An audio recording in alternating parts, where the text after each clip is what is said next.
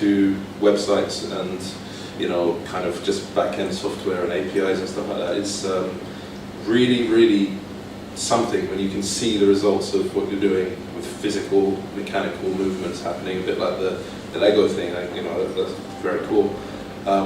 But yeah, I mean, today we just managed to blast some air out when you press a button on a UI that we've been building for the last couple of months. It's impressive. The key thing though, with the theme of trying, is that when I came in, there was a kind of, the phrase analysis paralysis was very apt for the situation we were in. And people had finally been given the opportunity to try to steer the ship. So essentially, they had been saying for a long time that if they were given the opportunity, they could do a really, really fantastic job of this new version of the machine. If only they could try whatever. And they were given budget, they were given staff, they were given allocation. Basically, go ahead and try it, and they froze. Literally, there were months of sitting down, reading documentation, researching, trying to make sure that with this fantastic opportunity they've been given, they will make the best of it. Ironically, trying so hard that nothing was being done. Hence the looking for a slightly wider audience, and hence the opportunity I found myself in of maybe there's contractors, maybe there's consultants that can help push this along. The magic came, and this is obviously a 5-minute talk, so I won't go into too much of the detail, but when a culture change was enabled, when people started to feel it's okay to fail, when it's okay to try something and fail, that's when we found we were able to build momentum. People were willing to say, you know what, instead of sitting here for a day, a week, a month, reading stuff, let's just try an approach, and at the very least, have something to critique at the end of it. And it changed the game. And after about 3 months of being there, today we finally got, like I said earlier, the ability to press a button on the UI and test all the valves in one of these very large machines. And it's a product of trying. So that's my talk. Nice.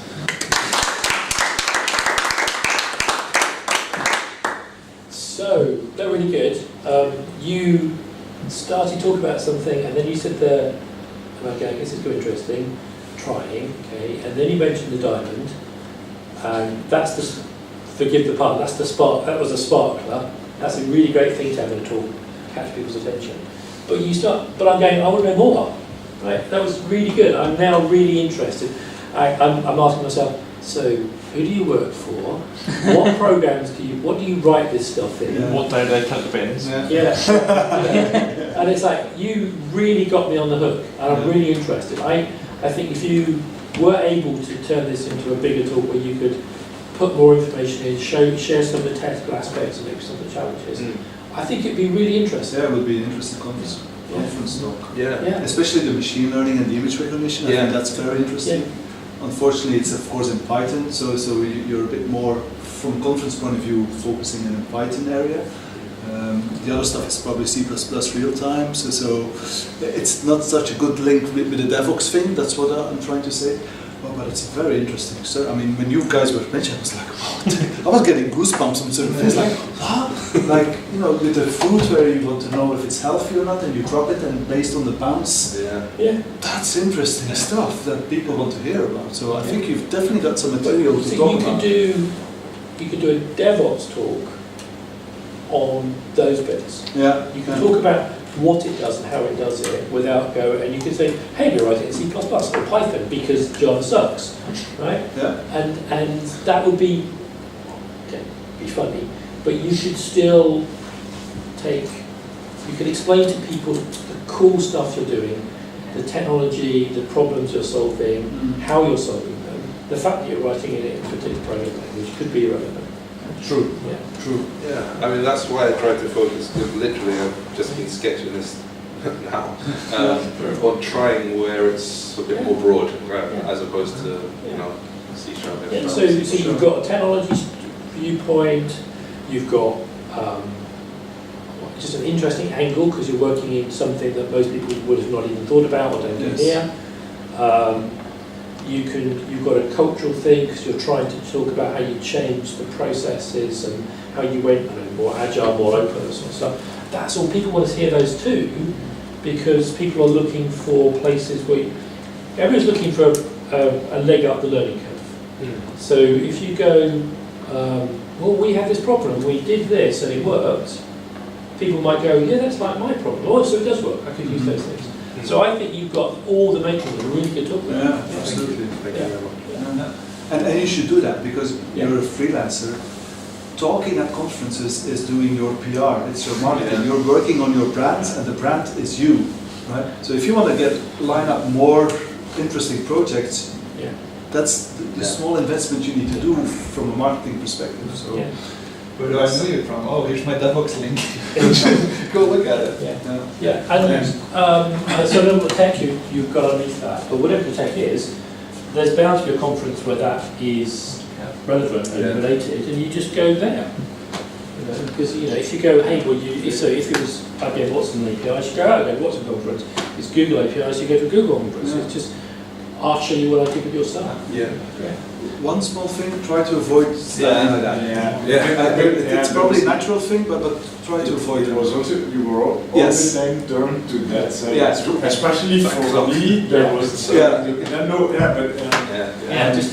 then the other thing I remember, it went better the further you went on. In the beginning, because of you being nervous, you lowered your voice and you spoke wide. And that makes it, then people, you will lose the audience. Okay, but it went better when you, probably because you came into the story and... you warmed up. You warmed up, I didn't. But try to avoid the hands, that was definitely something, it's a detail. It's usually very difficult to manage well the hands when you are speaking in public. With the lowered voice thing, you started off speaking to your feet. At the very beginning, so I felt just a little bit more eye contact, but it was really good, it was very engaging, and I liked even though it wasn't relevant in any way other than your sorting, I liked the fries question, because that was really engaging. That was picked up from the earlier stuff, where I was asking questions and stuff. And also your time management, the fact that you were saying, hey, I've only got 5 minutes, that means that you're conscious about the time you have, which is a good thing. In a real conference you wouldn't mention it, but at least you are aware that you are managing your time, because that's also part of that presentation. So how do you feel? A bit nervous, definitely a bit nervous. I've only written down 5 or 6 points here. I was trying to make sure I wasn't going off them, so you're obviously also thinking about that. Definitely I felt from initializing, from getting here and actually starting talking, that was a lot worse than once you started to find a cadence and a rhythm and stuff. And it also helps when you do find the audience are kind of listening. And it's like, all right, okay, this is good. Obviously, you want feedback, but what you think is interesting is the audience thinks interesting. And you will get that. I mean, the fact that they're right is a really good sign. I have another remark.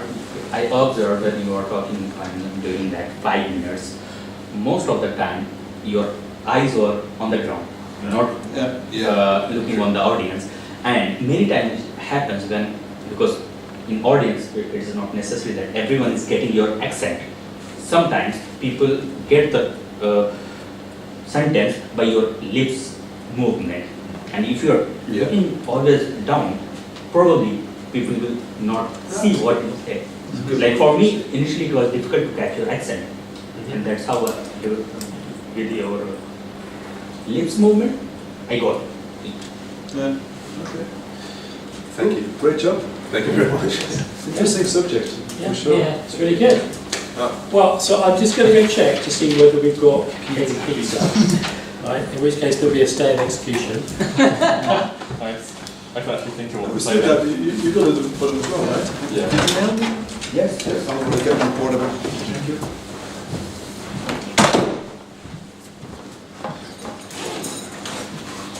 So what we're also seeing as a pattern, so the off sessions which happen in the evening, which are informal sessions, we are seeing that speakers are starting to organize also like a birds of a feather session for speakers. And I call it like an AA club for speakers. So basically, all the speakers get together and they share best practices and so on. And it's a bit like this here, very very valuable because like even Venkat is there and he shares his experience, etc. It's definitely worth doing. I have found that every single speaker I've ever spoken to about it has always been supportive. Right. So like, I'm a .NET people, but Sure. even you short hands with some people, they'll sit and talk to you for half an hour. They've got Yeah. no problem with it. Absolutely. Venkat's great as well. Yeah, and there's people that you look at and you go like, I've seen like so many of your talks, Yeah. but they sit with a coffee and talk. Yeah, I was in a session like that with Venkat, and one of the points he made was, do not do live coding, and I was like, He doesn't do live coding. It's all a video. No, not really. You watch, he does very little. Yeah. Well, here's these macros. Yeah. Right, so the lady out there says the pizza will be ready 7-ish. So I said fine. So I said about 2 minutes past 7. So It's 5 minutes. that's 5 minutes-ish. Your Yes. scale of execution is not very long. So if you do, so let's do this. Do your talk. Yep. We'll See what happens. see what happens, and then we'll go have pizza, and then we'll figure out what we're doing next. Yeah. Okay. Cool. Cool. Jesus, talk about it.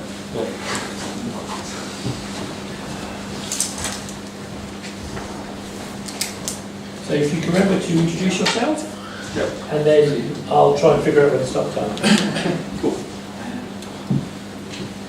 Hi, so I'm Richard, and I want to talk about job titles and departments. Great fun. So who here writes code? Who here is a coder? Who's a programmer? Who's a developer? Who's a something else? Yeah. I think we should all try and be something else. So we all work in a business, we all work in a context. The business is not our code. Our code enables the business, our code accelerates the business, but the business is not our code. So one of the things I've seen a few times on Twitter is, we are a tech company. We also sell stuff. It's like, okay, cool. So let's say you stopped writing code, how long would you last? Probably a while. Eventually maybe a competitor will overtake you, eventually your tech will go stale, but you probably, if people are buying what you're selling, you'll probably be alright. Now stop selling stuff. How long do you last? Probably not so long. So I think part of what we do as engineers is we write code. But if we don't understand why we're writing code, who we're writing code for, what it does, how it helps the business, we're going to have a bad time, or our funders are going to have an even worse time. So I worked on 2 very similar systems a long time ago. They were both doing the same thing. It was both e-commerce companies. They both bought in stock at wholesale. They both sold it at retail. One of the companies has a big shiny office in London. They have a big warehouse in Portsmouth. They're 100 and something miles apart, 150 miles apart. The engineers went to the warehouse once for 5 minutes on their induction. They did a quick once round on the way to fill in their HR paperwork. The other one was 10 of us. We had basically a converted barn. We had, I think it was milk carton boxes in racks. That's where we put the stock. We shipped a similar number of orders per day, and there's a reason we did it. So in the big shiny London office, nobody knew what the code they were writing did.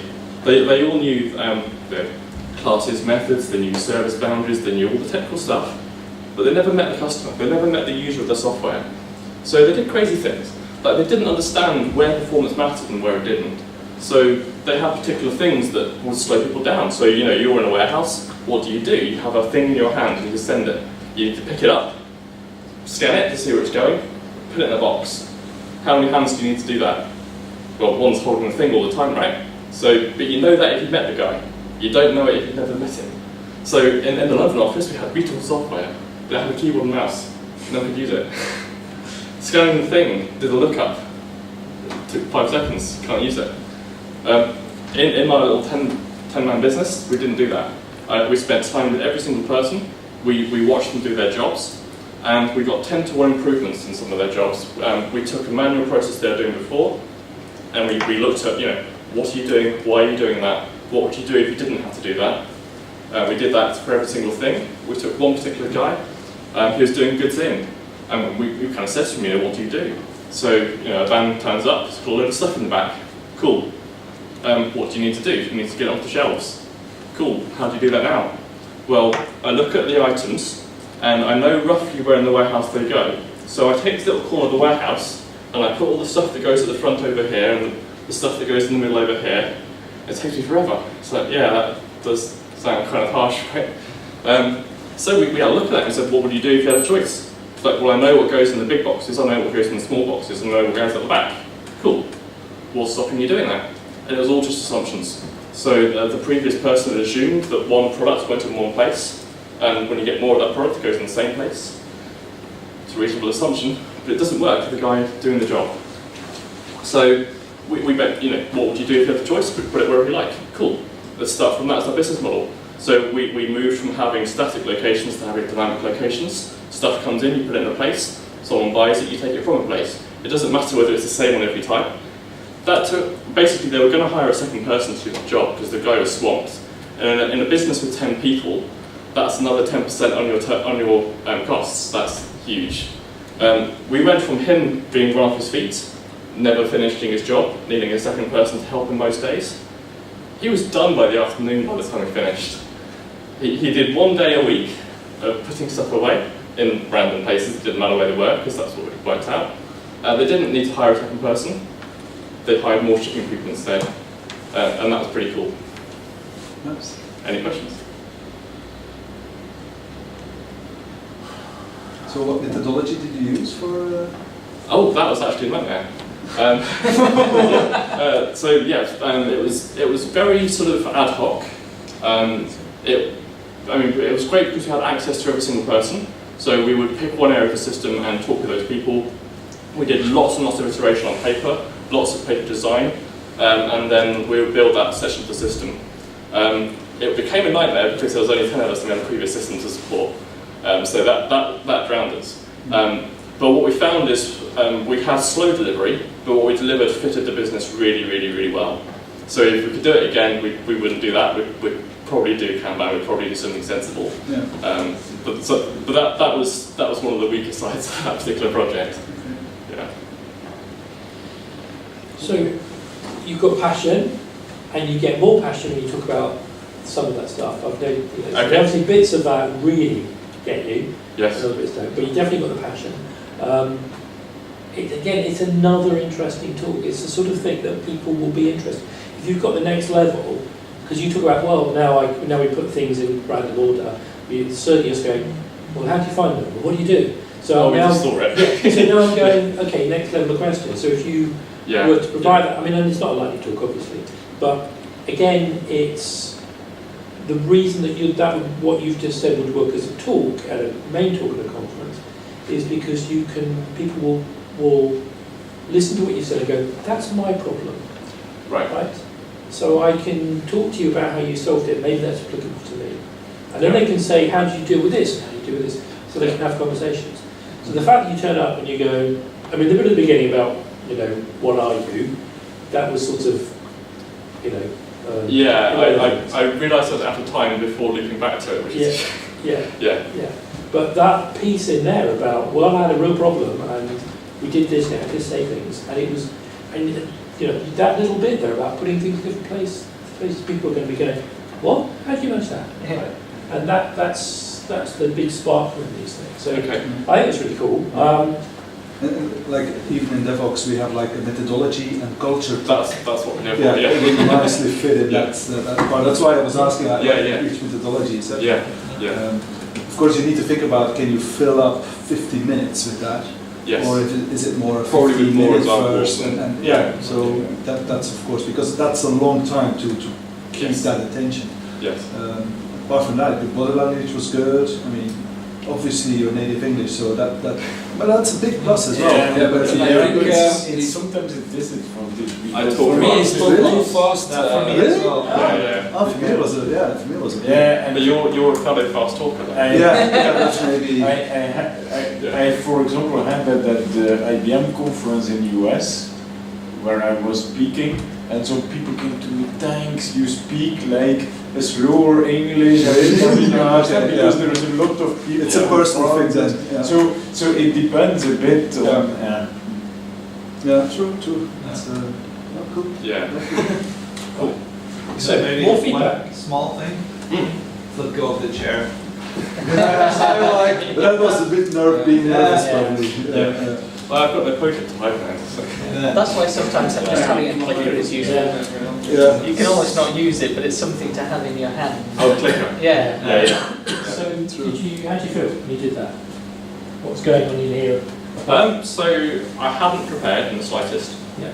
I literally had a list of potential things I could have talked about there, and it's like, shit, I actually do need to choose one because I'm standing up. So I didn't make the point I wanted to make well enough. I talked too much about the stuff instead. Yeah. So I didn't close because I'm assuming the beat was 5 minutes. Yeah. Yeah. Were you nervous at all?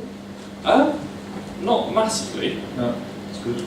Yeah, and more sort of trying to think how to do the arc, and then actually just running out of time anyway. Yeah. And that's fine. Lighting talks are like that. You just suddenly find 5 minutes is not enough. It's not long, right? Yeah. It's either 4 minutes 30 seconds too long, Yes. or just too short. Yes. So I would say, unless anybody has more feedback, that we should adjourn and go get some hot pizza, and then we'll come back after that, because I've got a deck that I would like to show you, because I know you've got plenty of time. I'd like to show you. Hey, this gentleman also has a slide Are you deck, so we talking can do that about- after. He said I'm he was so slide sorry. deck. Yeah. Okay. So yeah, that's fine. All right, okay, We well, still have- we'll do that. Just have the pizza with the hot, come back to you, and Yes. then I have a deck I'd like to use to talk about abstracts, but Yeah. also about different types of talk. Yeah, I'd love to. Because I think it's going to be a waste of time to repeat the talks again. Yeah. I think everybody did a really good Yeah. job. It doesn't. So far. Well, yeah. But, Yeah. So I would prefer to do that as well. Yeah, let's do that. That'd be more. I actually have a couple of things that I want to share as well, like where I get my pictures, how do I make my slides. Oh, yeah. That's Yeah, yeah, interesting. yeah. I mean, it's really basic stuff, but Yeah. being Well, personally, I really struggle with abstracts because I know what I want to say, Yeah. and I know how to say it in an hour, Yeah. Yeah. but I don't know how to say it in a paragraph. Yeah, yeah. Well, that's good. We can talk about Yeah, we can definitely talk about that. Right, let's There's get some pizza and beer and then come back and. And, Oh, one more.